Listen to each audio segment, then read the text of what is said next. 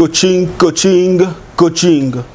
Chers amis de cette émission Coaching, une émission essentiellement à caractère éducatif, nous sommes très contents de vous retrouver dans notre cadre habituel du partage des idées, du partage des bonnes pensées qui nous aident à aller de l'avant et à améliorer les conditions de nos vies.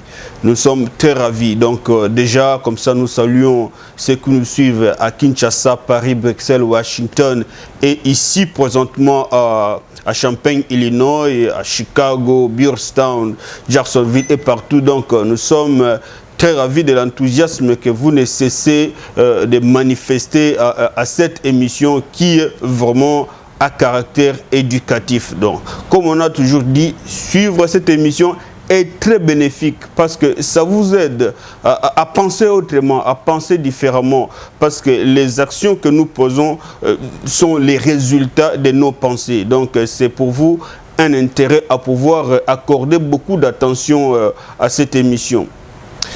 Avant d'évoluer, je voudrais d'abord épingler ce que nous avions dit la fois passée. La fois passée, il a été question d'évoquer les causes des blocages, d'évoquer les raisons qui font que certaines personnes ne puissent pas aller de l'avant, même si ils ont des bons objectifs, même si ils ont tous les atouts pour atteindre les objectifs. Quelles sont ces causes des blocages? Ce n'est qu'un rappel, à titre de rappel. J'avais parlé en fait, de la procrastination, des reports à demain de ce que vous pouvez faire aujourd'hui. Ça, c'est la première raison. Donc, la première chose qui empêche les gens d'aller de l'avant, c'est ça, reporter à demain ce que vous pouvez faire aujourd'hui.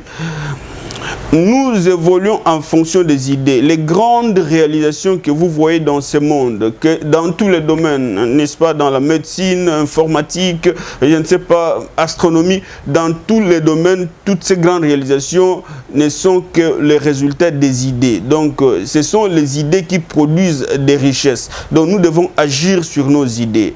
Alors, c'est vraiment pénible de penser, de voir beaucoup de personnes, au lieu d'agir sur leurs idées, mais il ne faut que reporter à demain ce que vous pouvez faire aujourd'hui. À force de reporter à demain ce que vous pouvez faire aujourd'hui, à un certain moment, vous allez vous rendre compte que vous n'avez finalement rien fait.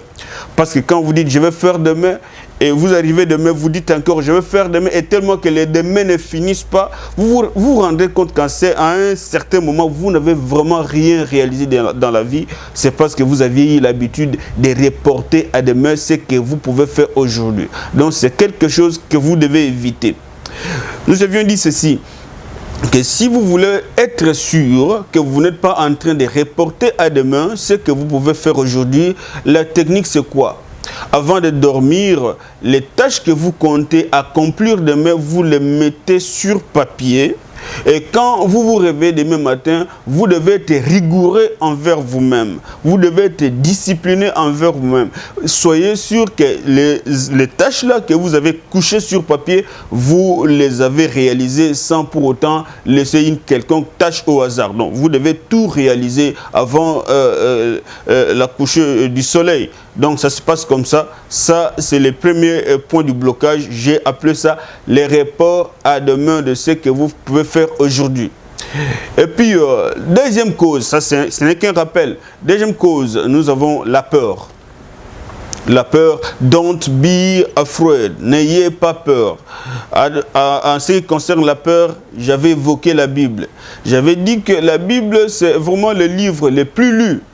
Et dans la Bible, vous allez retrouver que la petite phrase « N'ayez pas peur » est reprise plus de 1000 fois. À chaque fois qu'on dit quelque chose, on ajoute « N'ayez pas peur ». Pourquoi? C'est parce que Dieu lui-même sait que le premier ennemi de l'homme, la première chose qui empêche quelqu'un d'aller de l'avant, d'améliorer sa vie, c'est quoi? C'est la peur. S'il y a une seule personne au monde qui détient toutes les bénédictions, c'est qui? C'est la peur. Donc vous devez bannir la peur. Don't be afraid. Alors, en ce qui concerne la peur, la technique de bannir la peur, c'est quoi? C'est l'action. Vous devez agir. De quoi avez-vous peur exactement? Il y en a qui ont peur de parler en public. Donc si tu as peur de parler en public, l'action ou les remèdes, c'est quoi? Il faut oser. Parler en public parce que finalement, la peur, c'est une fausse évidence. La peur veut vous faire voir que la situation qui est en face de toi, elle est comme ça. Or, en réalité, la situation n'est pas telle que la peur veut vous faire montrer. Donc, il faut avoir le courage. L'action, c'est l'action qui fait la différence. Vous avez la peur de parler avec des personnes que vous ne connaissez pas, alors il faut oser. J'avais dit que l'inconvénient de la peur, c'est quoi? La peur peut naître. La peur peut grandir et la peur peut rester en vous pour longtemps.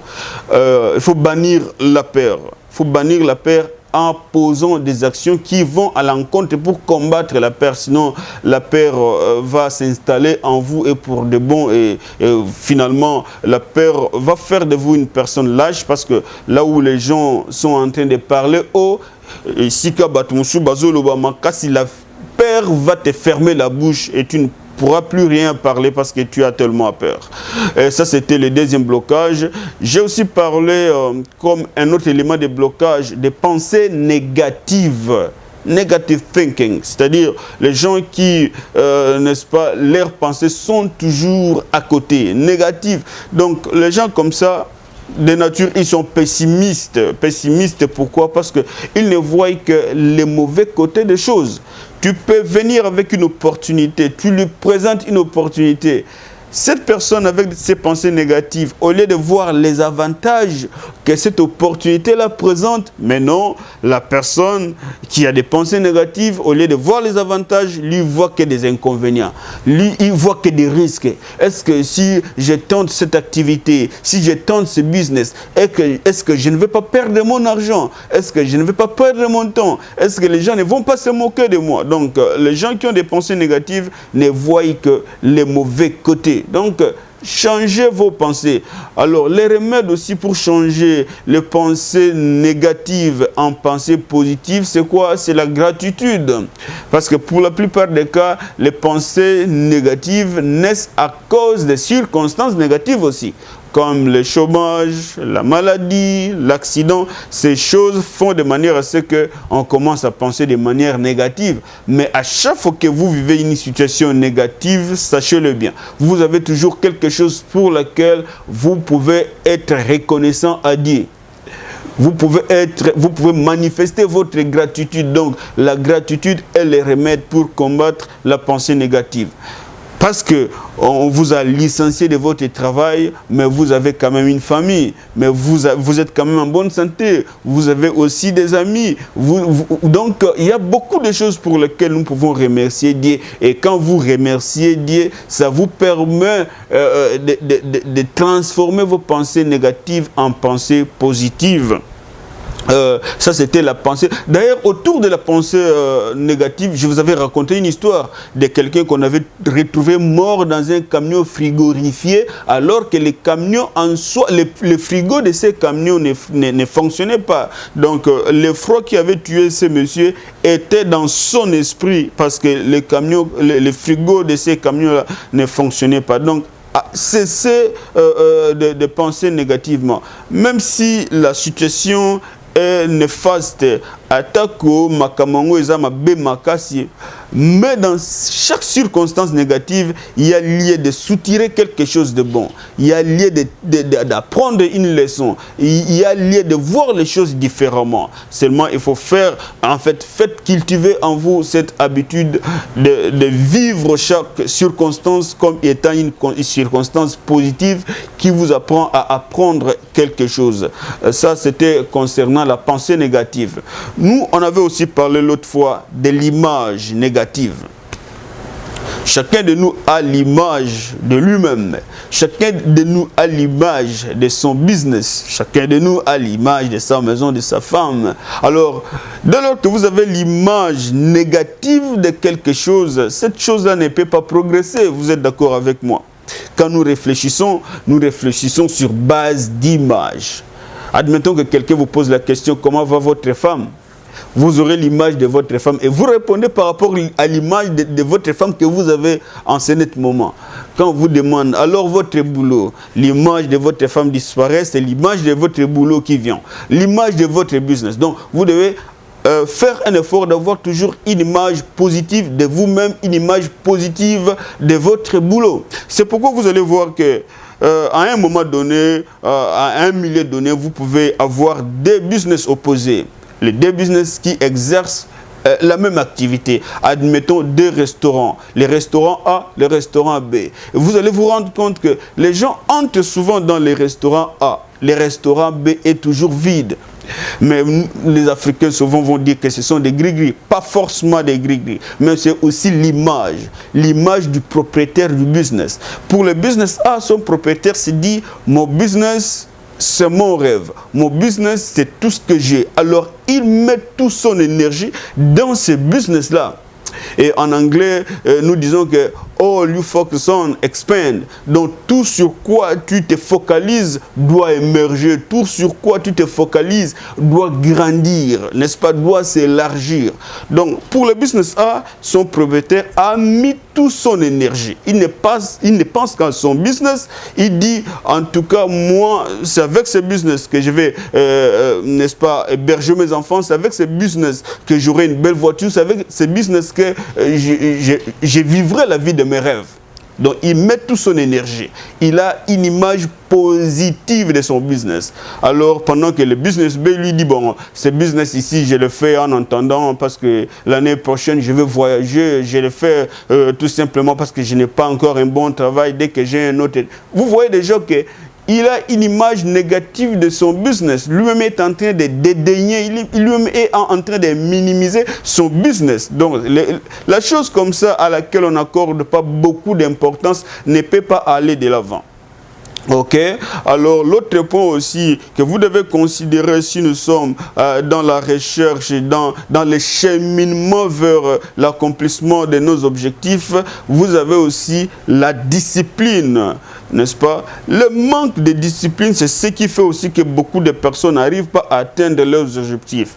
Vous savez que vous avez des choses à faire demain et qu'aujourd'hui vous devez dormir à temps, mais vous allez passer votre temps à des discussions inutiles, à suivre la télé, à suivre YouTube, à passer votre temps sur Facebook, et vous allez vous rendre compte que vous aurez perdu beaucoup de temps en train de ne rien faire. Donc la discipline est aussi très capitale si vous voulez réellement vous garantir que vous atteindrez vos objectifs. Alors aujourd'hui nous allons ajouter une dernière chose, si nous pouvons dire comme ça, un dernier point sur la liste des obstacles qui empêchent les gens d'aller vers la vie de leurs rêves. Ce dernier concept que nous voulons évoquer aujourd'hui, nous allons l'appeler ce que nous appelons la zone de confort.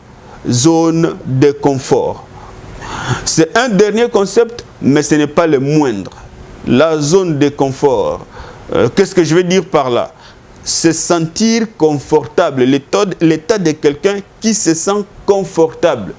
Quelqu'un qui se dit, ok, j'ai déjà un bon travail, j'ai un bon diplôme, je suis marié, j'ai mes enfants, j'ai une belle maison, à quoi bon de chercher à faire mieux? Donc quelqu'un qui se dit, ok, là où je suis, donc je me suffis déjà. C'est pas la peine pour moi de chercher à faire d'autres efforts. Alors, dès que vous écoutez quelqu'un en train de dire cela, dites-vous déjà que cette personne-là est ignorante. Ignorante de quoi? Ignorante des lois naturelles. Parce que l'univers est gouverné par des lois naturelles. Comme je l'ai toujours promis, au cours de nos prochaines émissions, nous évoquerons les lois naturelles. Parce que dès que vous avez votre objectif et que vous appliquez les lois naturelles, vous changerez la situation de votre vie. Alors, quelqu'un qui se dit que, bon, là où je suis déjà confortable. J'ai une belle maison, j'ai un bon travail, un bon salaire, un bon diplôme. Pour lui, tout est bon. Alors, je ne vais pas faire un effort pour aller de l'avant. Donc, comme je disais, cette personne-là est ignorante. Cette personne est en train de faire la publicité de son ignorance. Pourquoi? Parce que dans ce monde, dans cet univers, rien ne reste à l'état initial. Rien ne reste tel que. Et lokomote na mukili etikala kaka ndenge ezalaka. biloko nyonso ya mokili échangeaka, évoyaka. Même si vous ne voyez pas ces changements-là à l'œil nu, mais tout change. Donc, ton diplôme que tu vantes aujourd'hui, que c'est un diplôme de valeur, 10 ans après, on te dira, mais non, avec ce même diplôme, si vous ne connaissez pas l'informatique, ton diplôme est nul. Ta maison que tu vantes, mais si vous n'entretenez pas cette même maison, après 10 ans, n'aura plus la même valeur. Donc, la zone de confort aussi empêche les gens d'atteindre leurs objectifs. Comment est-ce que la zone de confort peut empêcher les gens d'atteindre leurs objectifs? Donc, la personne ne fournit aucun effort. Il reste tel que. Donc, il ne fournit aucun effort. Et puis, vous allez voir que des années et des années, il va rester la même personne. Il ne peut pas atteindre ses objectifs. La zone de confort. Quelqu'un qui est dans la zone de confort, c'est quelqu'un qui n'aime pas prendre les risques. Voilà la raison pour laquelle les gens aiment rester dans leur coquille de confort. Ils évitent de prendre des risques. Comme on a toujours dit, celui qui ne risque à rien. Il trouve, oh, avec les diplômes que j'ai déjà, est-ce que je dois encore aller apprendre l'anglais? Avec mon âge, est-ce que je serai en mesure d'apprendre l'anglais? Donc, je préfère garder ce que j'ai. Je préfère rester là où je suis. Donc, vous qui me suivez, essayez toujours de parfaire, essayez toujours de perfectionner ce que vous avez déjà. Ne continuez pas à rester tel que, parce que rien dans ce monde reste tel que. Tout change, les systèmes politiques changent. Aujourd'hui, c'est vous qui êtes aux affaires, c'est vous qui êtes dans le gouvernement, peut-être demain, ça ne sera pas vous. Ok? Donc, tout change. Alors, sortez de votre zone de confort. Prenez les risques d'apprendre, les risques, n'est-ce pas, d'essayer de nouvelles choses, les risques d'apprendre de nouvelles langues. Ça se passe comme ça, de nouveaux business. Ne restez pas dans votre zone de confort. Donc la zone de confort est aussi l'autre élément capital qui empêche les gens d'émerger. Il se dit, j'ai déjà ces petits travails. À quoi bon d'aller faire encore d'autres applications, aller encore dans d'autres interviews? Le travail que je me suffit. Non, le travail que vous avez, le bien que vous avez ne vous suffisent pas. Parce que celui qui dit déjà comme ça que ce qu'il a lui suffit, il arrête de réfléchir. Il arrête de raisonner. Alors, en psychologie, nous disons que celui qui arrête de raisonner, c'est comme quelqu'un qui est déjà mort. Hein? Donc, parce qu'on est en vie et que la vie est un concept dynamique qui varie dans les temps et dans l'espace, donc vous devez chercher à perfectionner ce que vous avez. Chercher à perfectionner votre business. Quand on parle des séminaires de formation, quand on parle de training, toutes ces choses-là, vous devez participer dans des conférences, n'est-ce pas, lire, surtout la lecture très importante parce que souvent nous avons besoin de connaissances, parce que quand je dis ici d'apprendre, il s'agit d'aller apprendre d'autres connaissances.